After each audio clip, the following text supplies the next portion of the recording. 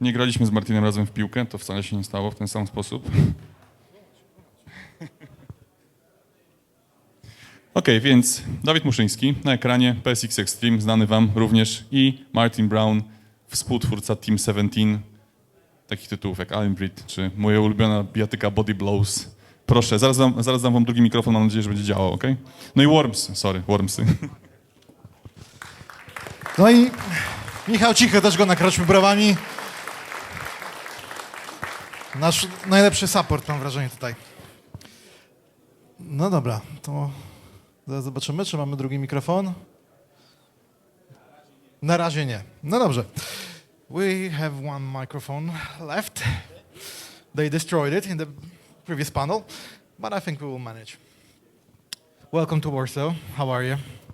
I'm fine. Obviously, people see me a bit like a cripple, but I had a stroke. So, but I'm fine. That's just a minor detour. I'm okay. So thank you for you here. Nagroźmy brawami naszego gościa. Michał, bo ten też tak jakoś tak zanika czasami. A, ten okej, to było specjalnie. No dobrze, Martyn, so my first question is a basic one. When did this adventure with games and computers start for you? We started about 87, 88. Started with the public domain demo scene, wherever.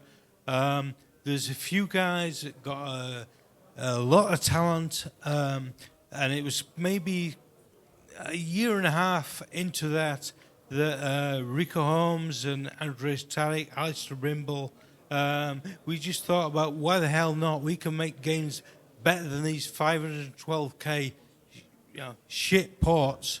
We can develop good games. But I think you started guys like a record label. First you wanted to sign people, then you started creating your own, selling through a shop, as I understood. Yeah, I mean the main guy we worked with back then owned a chain of shops, which kind of played into his hands because as we were developing, they could feature the games in the shops, and things went from there. They went crazy. So it was kind of like a lot of things that happened at Team17 back in 89 to 93. We're just very fortunate how our look changed the way that we worked. All right, but what was so compelling in 80s that okay, what was so compelling in the 80s that you said, all right, computer games is something for me. I can make a living out of it. I was asked this question earlier about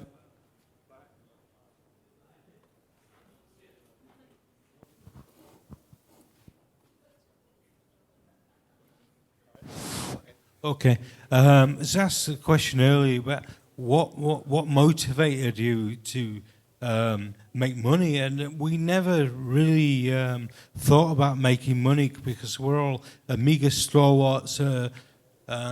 We just wanted to make the best games possible on Amiga, and I was really lucky to be surrounded by 3 or 4 really talented guys, and we just did that, and we didn't really give a monkey's about how much money we could make or anything. It was just about being there and doing our thing and having an access to the market. We didn't really, I mean, that sounds really crap. We didn't have any modern day marketing spiel about what we're doing. We just wanted to make great games, and I think if you look back in history, 90 to 93, we worked on great games that were only driven by the pursuit of excellence. Or I mean, you can look back at some of the games we did back in those early days and think, well, yeah, that could be different, that could be better, but you just didn't have the time or moment to do that thing. You just did what was what you thought was possible and good at the time. And I think you had a blast doing it, because I remember your first game, it was Miami Chase with, wait, Don Ferrari. How do you come up with such a name, not giving a joke to the people? Pretty lucky, really, because it wasn't a Team 17 game. But Andreas and Rico worked on that title whilst we're still working on 17-bit, and they started creating a game, and they managed to sell it at Codemasters, and nobody really give a shit about licensing back then, so they got away with it. You know, everybody sailed close to the wind. I mean, Team 17 sailed very close to the wind with Alien Breed, which might have been inspired by a certain movie back then. That was just the kind of nature of the industry back then.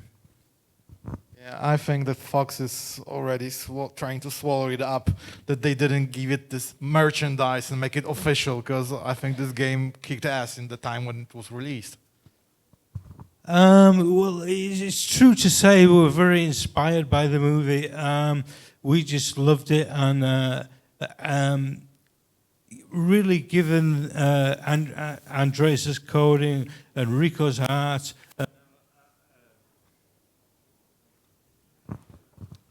and Alice's music, we were pretty fortunate about the timing, and it just sort of worked really. As I said, we sailed very close to the wind, and as sort of early 20 years old and stuff, we didn't know anything about licensing or anything else, or we just sort of did it. And it was a certain time in the industry where you could do that, and I'm not sure you could quite do that again, but it happened back then, and so be it. Because I think that the big leaguers didn't give a shit about video games, actually. They thought it's something less fun. And to go to the Team 17, I'm curious, how did you guys work? Because you weren't in the same place all the time, and there was no internet or cell phones. So I'm curious, how did you work on a project together? Well, we used a thing that a lot of people aren't familiar with. It's a phone. So we talk to people over the phone, and we also use the fax, which is things written down on paper, which you can send to each other. That was, for us, in the early 90s, that was pretty dramatic technology. So we could get away with that. And I think in the first 3 or 4 years of Team 17, we were only together twice. So how do you work with such a thing? Like, because right now, if you don't like something, you can give it in a second, right? Do it something else. I don't know, code it better, different, whatever.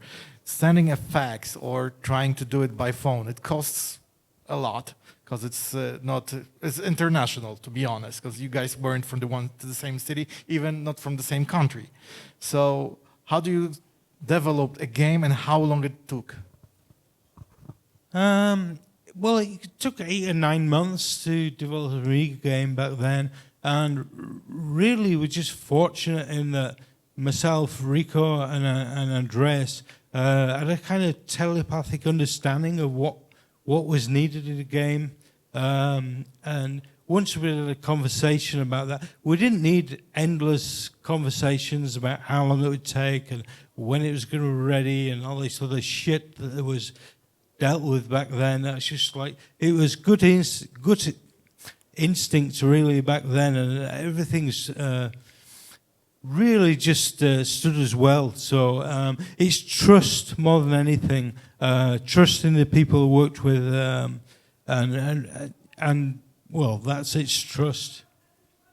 So after Alien Breed, which was a huge success, then it was Project X and people weren't bunkers about it. It's one of the difficult games for Amiga, still, I think.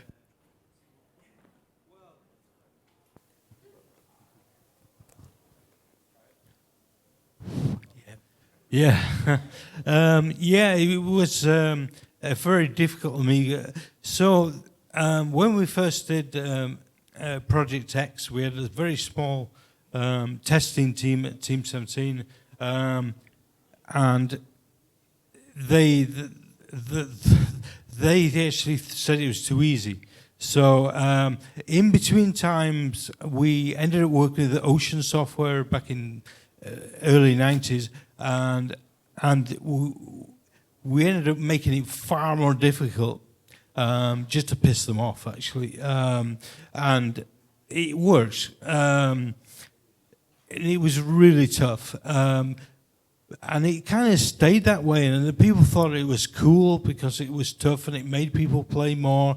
And I think there's more to talk about. I mean, I don't know what else we're going to talk about, but we ended up going to Japan and releasing the sequel X2 for Capcom, and some really good stories from that. But so I mean, I don't know if I should or am allowed to talk about things that happened. Well, I can't. Fuck it. I can't. Well, yes. So anyway, so we're working on X2, which is a sequel to Project X2 on PlayStation with Capcom in Osaka, and there were 3 guys from Capcom producing the game for the Japanese market, and it was myself and Andreas from Team17 out there, and it was very, very difficult. So they'd play the game, then you could pause the game, and depending which attack mode it would be named. So unbeknown to me, Andreas had named each attack wave quite expressively. So the first attack wave they paused was 2 purple bastards. Right? So that was okay. So there was when they said stop and wanted to edit the values and stuff, these 2 purple bastards, and myself and Andreas took a while to regain composure, because, particularly myself, because I'd not seen any of this before. The next thing, once we continued after that, they paused it again, wanted to edit that level, and it was 3 yellow twats. And so I looked at Andreas looked at me, and we looked over the room, and there's 3 Chinese producers. We just cracked up. And it was, well, I think basically the meeting was over 20 minutes after, no way of regaining composure, and we found it extremely funny. And how wrong it may be, or whatever else, and it wasn't meant, but by God, it was funny. And this is the history of your first game for PlayStation. Now, all right, but let's get back. Next one was Body Blow, and I think everybody liked it back then because not everybody knows Street Fighter, and I know right now that it sounds ridiculous, but it was this time that not every game was going globally. Yeah, it's funny that when all the Street Fighter stuff happened, it was, we had an idea from a couple of guys sent in, as we did, it was happening all the time, and it was just, well, a couple of guys in England that could make a game, and it wasn't a case of making a game that targeted Street Fighter.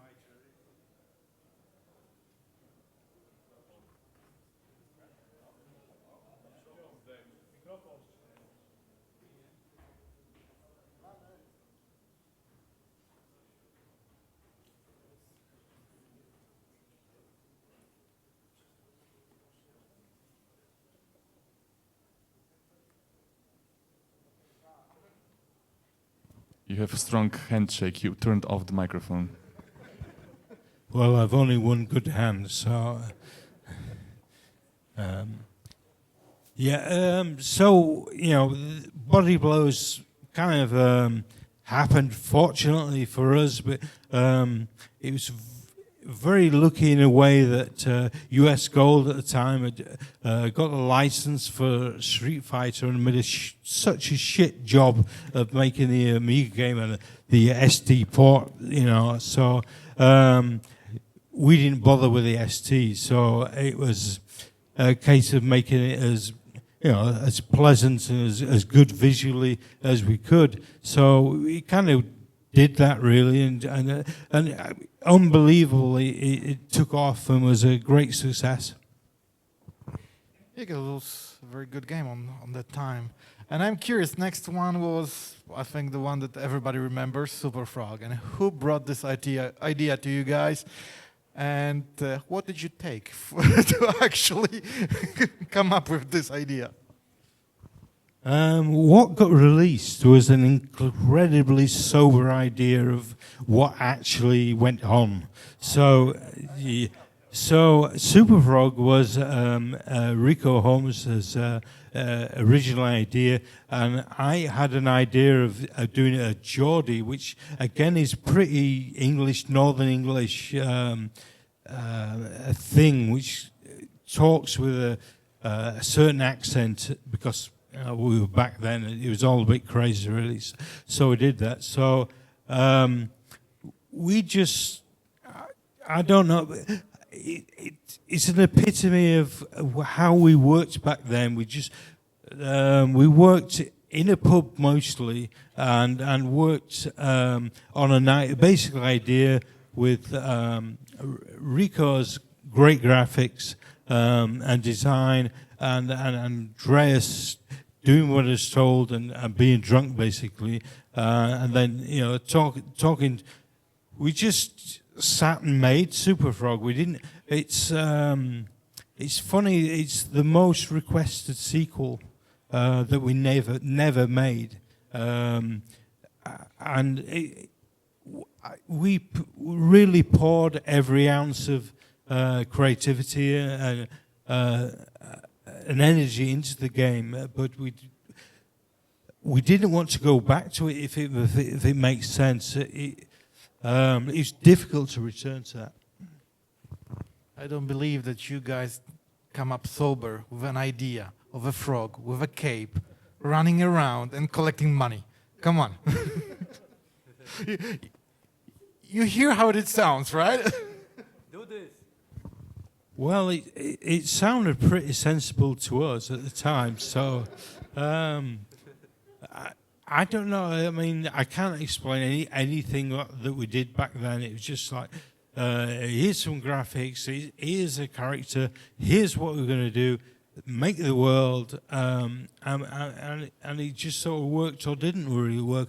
I mean, to be honest, we didn't can many projects. I mean, we were very, very lucky that, and I think it's because, in a way, we didn't watch what everybody else was publishing. There was no internet back then, so you know, we didn't see other games that were being released.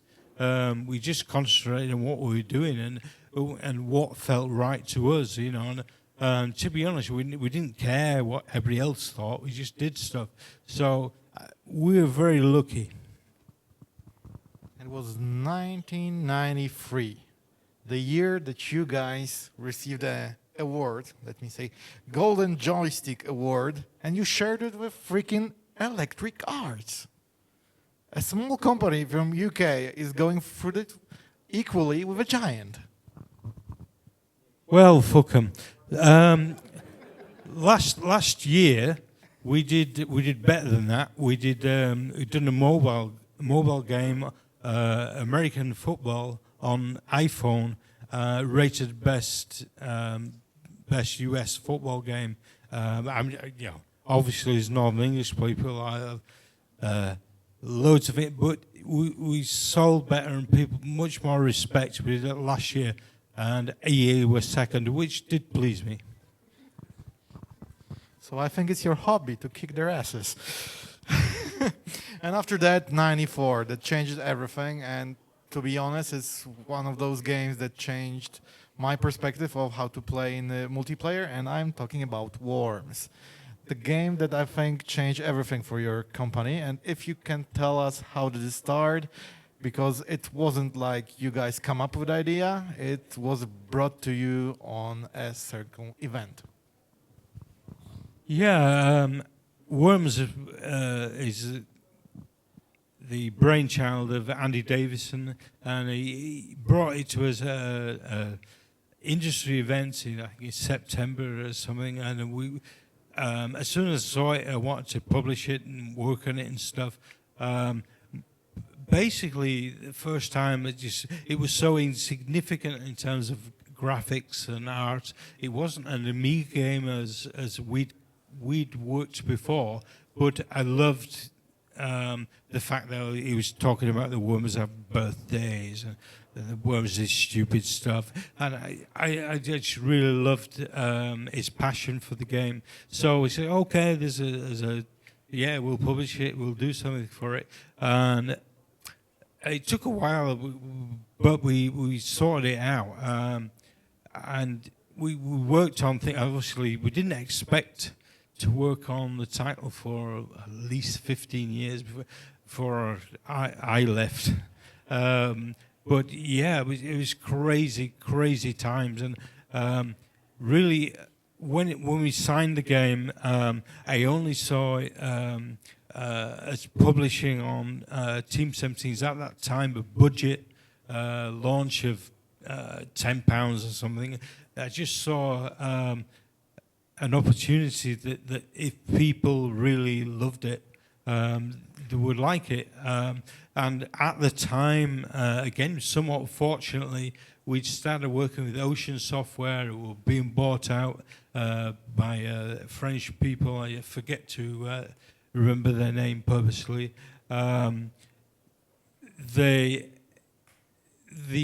Just again another lucky timing for Team17, and really it was all about the game and the quality of the game, how fun the game was, and I think the success just blew everybody away, because it was not about the graphics or the code. It was about 2 or 3 people or 4 people sat around playing the game, and it was really refreshing at the time.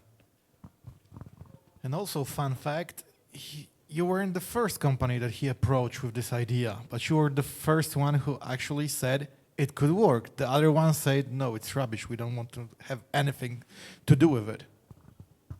Yeah, but apparently that's true. I mean, an ex-director of Team17 used to work at Future Publishing, and they run a programming opportunity, and it went into their competition and it didn't feature anywhere. But it just felt right, and we really liked it, and it's one of those things. Again, might have been luck, or luck and judgment, or whatever else. I don't profess to know everything, or it's just liked the idea, what it presented at the time, really, and at that time, Team17 were pretty popular. It was 94, so we were, probably along with Bitmaps and Sensible, we're pretty well known. So it would take in a bit of a pitch to do something completely different, and not something 50 hertz and whatever else, and no technical things. So it was a bit. Anyway, it worked out. Yeah, and you went big, as I said, because this was one of the first games you said, all right, we're not doing it only for Amiga, we're doing it for everything we can. I found even information that you tried to do it for Virtual Boy in Nintendo before it collapsed.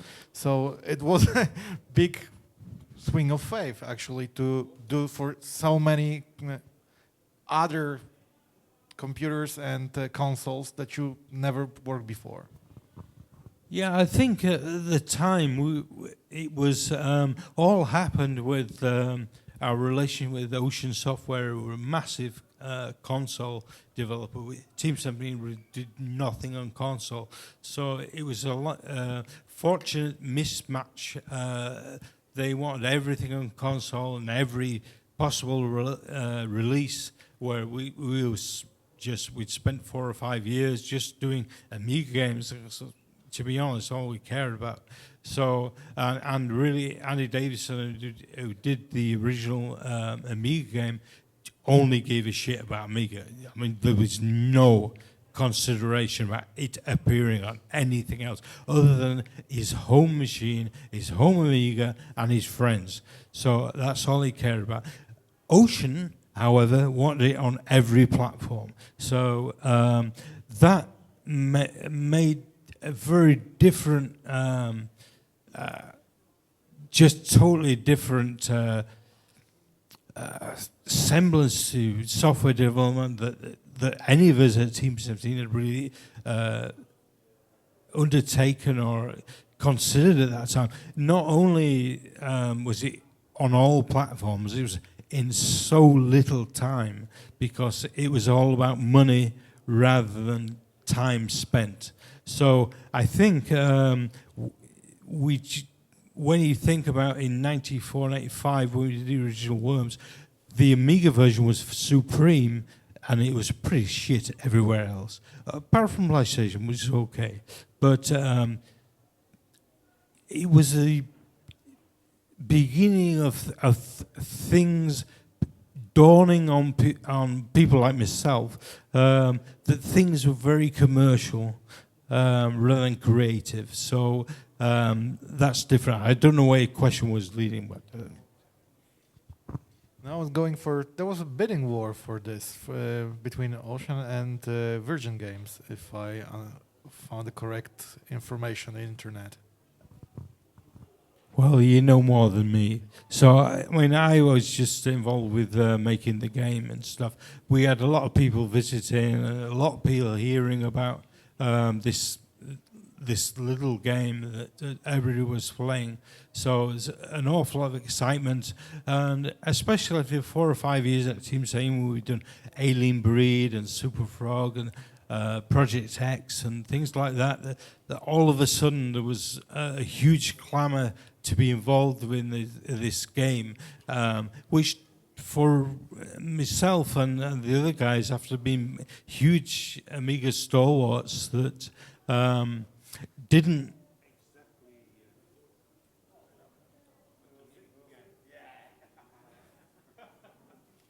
We found the glitch. Yeah, the glitch is me. Yeah, it was a big shock for us that, particularly myself, is that everybody wanted to play a game, irrespective of how great the graphics were or if it ran in 1 frame or 2 frames, which I think I was caught up in a little bit, which everything was technical rather than playable. I mean, I think we hit the sweet spot a few times in the early 90s, but when Worms came out, it was kind of a blessing and a curse for Team17 because every publisher worldwide wanted a piece of the action. So I'm looking back from now. You can see that all your competition, all your friends that were in different firms, they're not existing anymore, and Team17 is still standing strong. And how do you think about that you sustain nearly everything that was put on you? As I've mentioned a few times, there's been luck that somehow Team17 have ridden good times, and Team17 had bad times because the breakdown of the UK industry is well noted. A lot of publishers went by.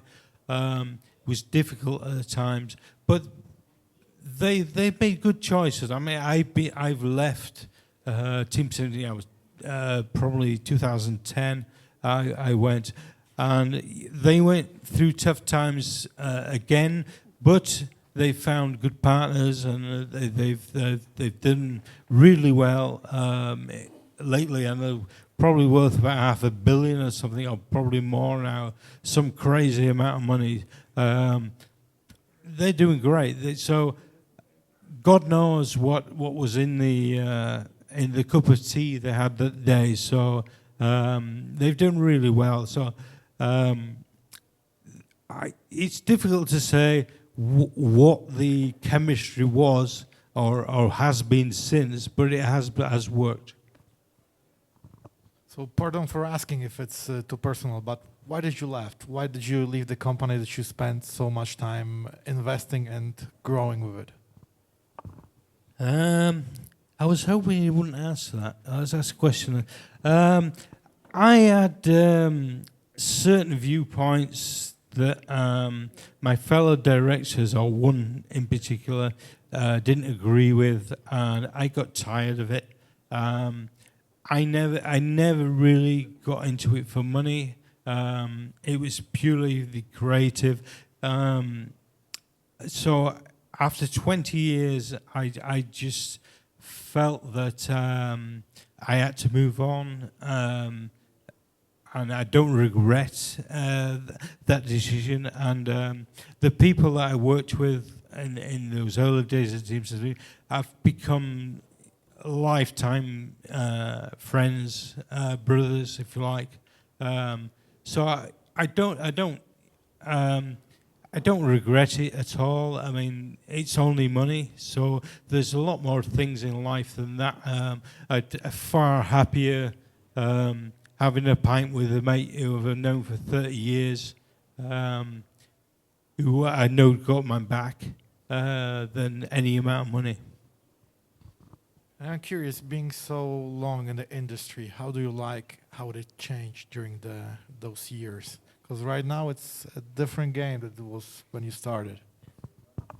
Yeah, totally, utterly different to how things were. I mean, obviously, we've all aged a bit, and the most obvious thing is the commerciality. It's now an industry, whereas when we started, it wasn't an industry. It was just, let's make some games. Let's not think about. We didn't have to force anything on our minds about how much money are we making a profit or anything. We're just fortunate. We just felt so fortunate to be making a game and working on stuff, and we just wanted to make the best games possible. Things. I mean, I'm sure people really believe that that's all possible in teams and whatever size they are, from Rockstar through to wherever indies. But unfortunately, whoever pays the bills, its expectations are a little bit differently. And once that pressure gets to you, it's a little bit hard. So I don't know. I think the commercial reality and the commercial pressure of the industry really was a big block for me. But you still stayed with the industry. You're still doing games, as you said, but for mobiles, for example. And I'm curious, how did it change? Because it's a different market as well. Yeah. So I've spent maybe 10 years working on mobile stuff. And we've been more successful on mobile than we ever have on any console or PC or Amiga or anything else. The last game, I think, 50 million installs, not downloads, of the American football game. That I'd like to say it was all my idea, but it wasn't. It's someone we've known for 10 years. We just I think actually we keep ourselves outside of the industry. It sounds weird, but that's what we do. I mean, we work with such a small team of 10, 11 guys, and well, you just don't give a shit about anything else. So we've been very fortunate. Again, look or making games that we believed in, and we've cut out the middleman. The middleman is the publisher. So really, the end users are the only users. So we just make games that people love and don't give a toss about anybody else. So people really tell you if they like something or don't like it, and it's a lot easier to reach your audience these days. So really, if you're making games, just make something really bloody good, and people let you know. Listening to you, I think you found a way to travel back in time, because you're going to I don't give a shit about anything. It's still standing after 30 years. Well, yeah, I feel very fortunate because I've just worked with really good people. I feel embarrassed to sit and be I guess the face of some people, but we just do. I guess making the right call. It's somebody's call, right? And there's got to be a group of us, and we just don't fall out, and we don't have to answer to any money people. So, because it all goes to shit when that's involved. All right, so one of the last questions will be the toughest. Choose your best baby. So which of the games that you guys develop is your favorite and why? We've developed a few games. The most personal game that made me the most satisfied was Alien Breed 92, which myself and the programmer Andres did in 3 weeks. And it was released at budget, and it was #1 for 2 years. And that hit the sweet spot, I think. And grabbing to your drawers, guys, because I can imagine that there are some projects that weren't developed and probably you wanted to do, but you couldn't from some of the reasons. Can you tell us about some projects that you guys had to throw it out? Probably the most infamous Team17 project that never was probably King of Thieves, which I took the decision to can, which made a problem for me and Rico because it was his idea and his graphics, and I just thought the game wasn't going where we want to be, and I think back then there was a thought pattern that if we made everything run at 50 frames and made nice graphics, it would sell, and I just didn't like that idea. So I said I can't lend my support to us publishing it. So, especially as I'm a close friend of Rico, that was a hard decision at the time, but we've not done too bad. If I could remember correctly, it was the one game that was shut down because the Commodore also was dying, right?